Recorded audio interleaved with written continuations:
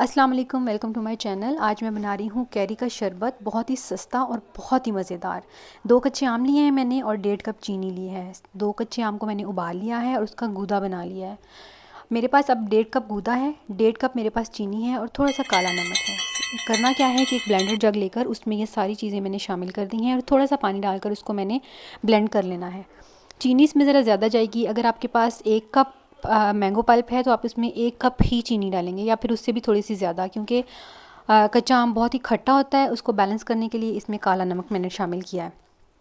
फिर थोड़ा सा पानी डालकर इसको अच्छी तरह से आपने ब्लेंड करना है। 1 से 2 मिनट लगाकर आपने अच्छी तरह से इसको ब्लेंड करना है।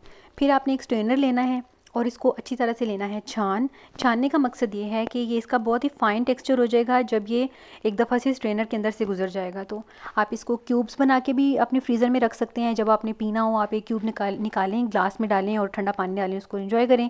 या फिर आप इसको बॉटल में भर कर भी रख सकते हैं अपने फ्रीज़र में 7 से 8 दिन के लिए। आप ये गूदा डालेंगे, ऊपर से आप ठंडा पानी डालेंगे और बर्फ़ शामिल करेंगे और उसको अच्छी तरह से मिक्स करेंगे और ये जूस एंजॉय करेंगे। बहुत ही मज़े का ये शरबत है। गर्मी के मौसम में तो बहुत ही अच्छा लगता है। आजकल आम का सीज़न है तो ये सस्ता सा जो जूस है आप बनाकर लाजमी एंजॉय करें और मुझे बताएं कि आपको ये रेसिपी कैसी लगी।